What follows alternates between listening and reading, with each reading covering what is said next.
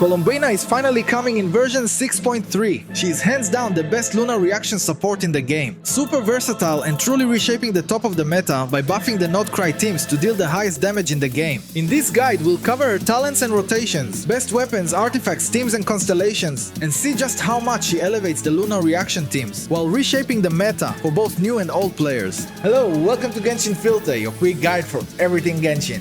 So let's get started! The Durin and Venti banners are here, and I know topping up in game can get really expensive. Here is how you can save money with today's sponsor, Loot Bar. Loot Bar is a safe, secure and reliable way to top up Genesis crystals, with up to 25% off compared to in-game prices. That includes the new Chronal Nexus. Plus, new users get a 10% off coupon. Loot Bar has worked with many well-known creators and has great reviews, so it's very safe and trustworthy.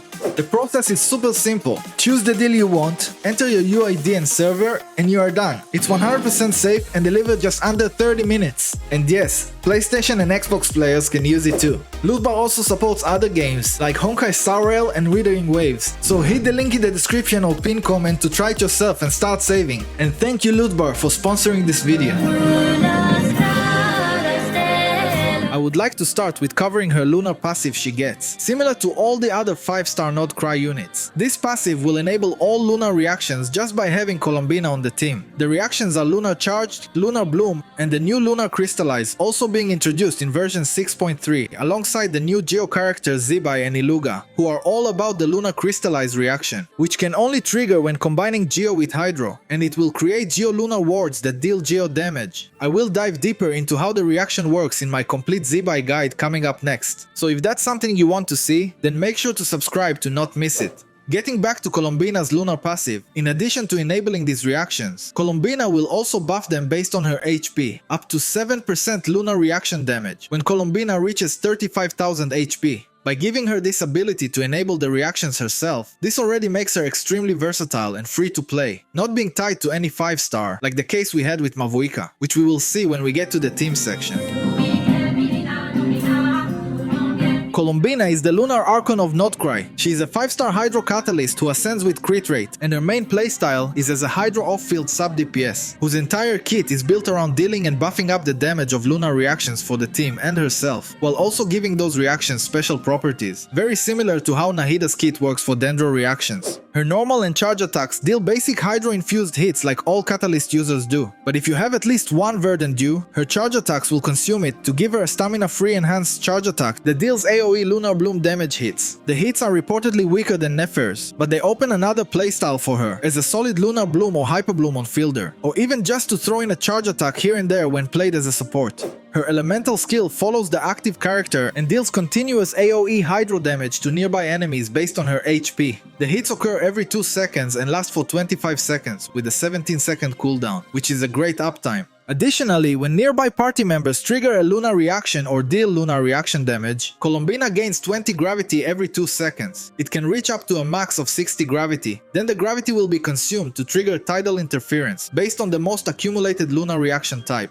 So for example, to simplify how it works, after the team triggers 3 lunar reactions or deals lunar reaction damage, Columbina will deal AoE lunar reaction damage. The lunar type of damage will be whichever was triggered the most out of the 3 previous lunar reactions, and these hits will occur around every 6 seconds and will do the majority of her damage. This is a great mechanic that lets Columbina automatically follow the dominant lunar reaction of the team, without requiring any special rotation to perfect. Her Ascension 1 passive also gives 5% crit rate for 10 seconds every time she triggers her lunar damage attack from her skill. It can stack up to 3 times for a total of 15% crit rate, which is great, but it does take 18 seconds to fully stack. Considering the fact that she also gets 24% crit rate from her Ascension, she will have 34 to 39% crit rate just from her kit alone, which is amazing, and we should take that into consideration in her build to avoid overcapping. When casting her elemental burst, she opens her eyes, spreads her wings to deal an AoE Hydro hit. Then a large domain will be created. This domain gives the entire team a large buff to lunar reaction damage, and it lasts for 20 seconds with a 15-second cooldown and costs 60 energy.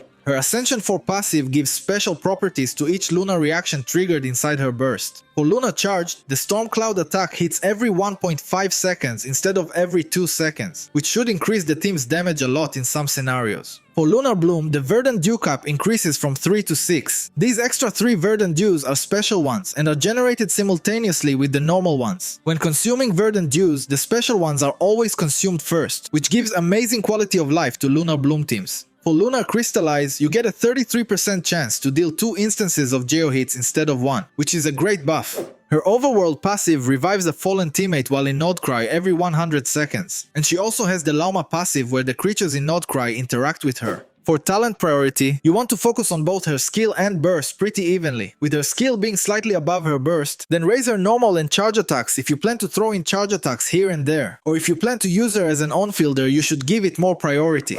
For rotations, she is very simple to play. You want to start with her early in the rotation, as her talent's durations are very long, and also so she can deal as much lunar damage hits before the rotation ends. Use her skill and then her burst, then swap off to the rest of the team. If you have a Verdant Dew generated, you can do a charge attack before swapping, but it will not always be optimal as it may make her field time a bit too long. When playing her on field, you also want to start the rotation with her skill and burst. Swap to the rest of the team and then start spamming charge attacks when you return to her.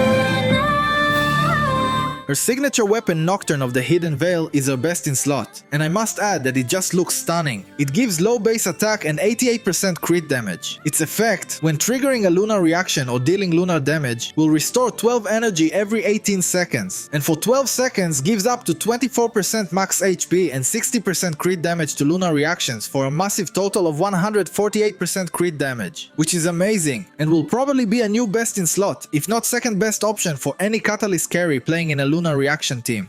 Other great alternatives are any offensive crit weapon you have, especially the ones that give more crit damage and HP in their effect. But remember that since she starts with so much crit rate, it would be better to go for a crit damage weapon, or just make sure you do not overcap on it if you go for a crit rate weapon, as there are a few good ones for her. For free-to-play, Prototype Amber can be one of her best options for both energy and healing, which the Nod-Krai teams usually lack. Pavonius Codex is always a great choice for energy. Wave Riding Whirl also gives a ton of energy and HP %, and Thrilling Tales of Dragon Slayers is a great option in attack scaling teams. If you play her on field and you don't have one of the crit damage options, then any of the Nod-Krai catalysts that buff Lunar Bloom damage would be great for her.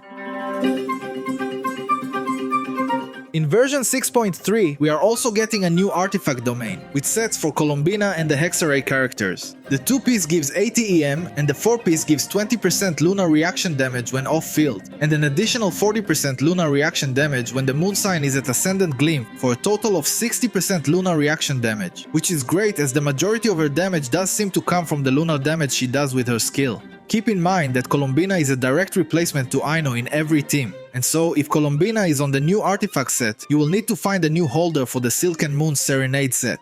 Giving it to Lauma or Ineffa is probably your best option.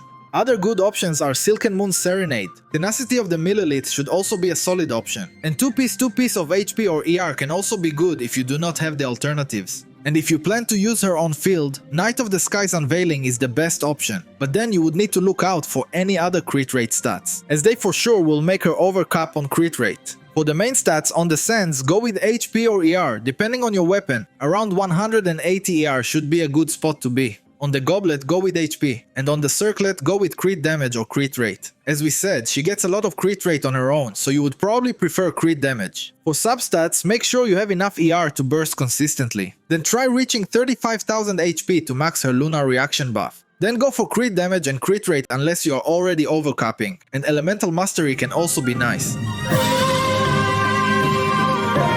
When it comes to her best synergies and teams, she obviously excels the most in lunar reaction teams, with the Nod-Krai characters, and as we said, she is a direct upgrade over Aino in every single team. For Lunar Charged teams with Flins and Ineffa, with the Thunderclouds now proccing every 1.5 seconds instead of 2, and I want to remind you that the Electro-Charged reaction procs every 1 second and is much weaker. So now, with Columbina, Lunar Charged is almost the same speed, meaning the damage goes up significantly, to upwards of 130,000 team DPS, already putting Flins above even Skirk, who used to be the second best DPS. for Lunar Bloom teams with Nefer and Lauma, raising the verdant dues to 6 and generating them simultaneously is a huge quality of life improvement, giving the option to use Lauma's hold skill, which is a big damage boost, while also making sure Nefer always has verdant dew available. Another big quality of life is her skill following the character and not being circle bound like with Aino. Altogether with Columbina's buffs and damage, raises Nefer's team damage upwards of 140,000 team DPS, rivaling Mavuika, the current best DPS in the game, which is insane.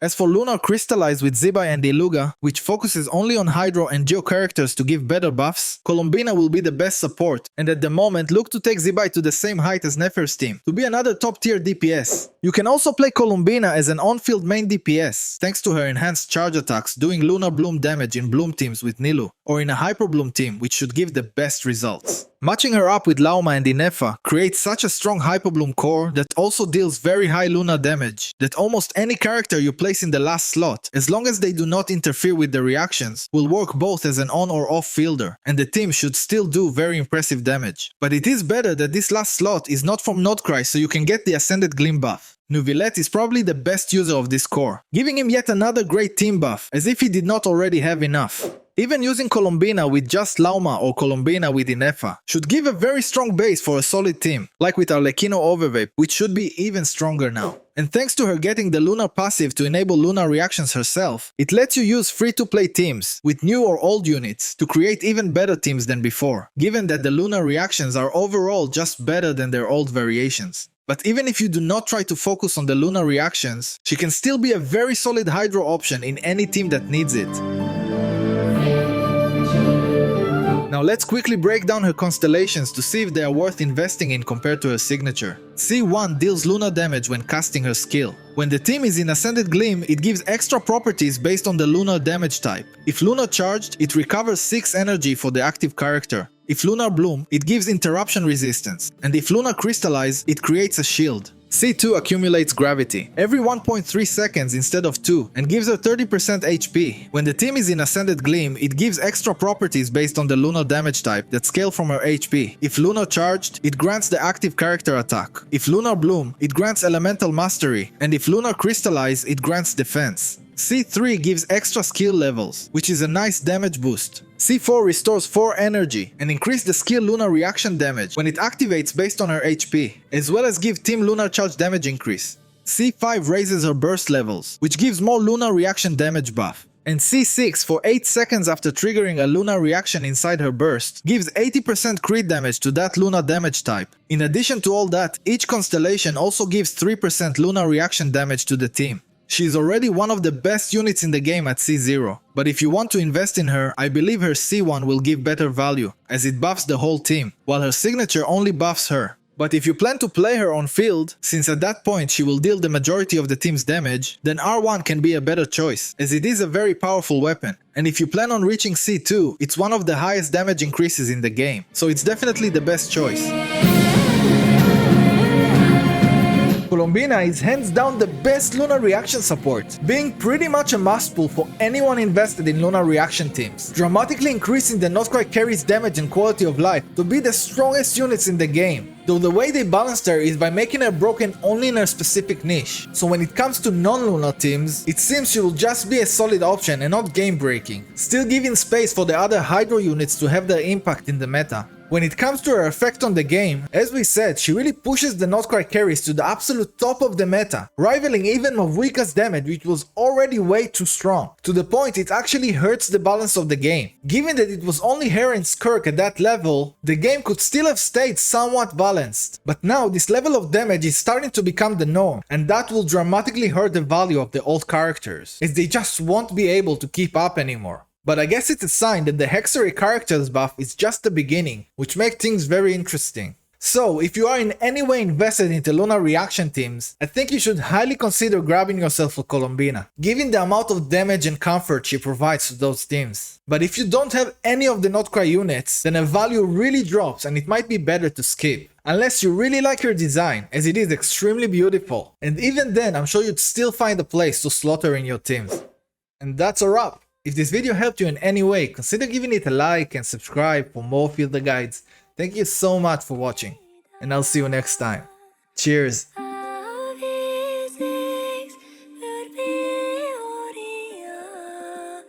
Hey.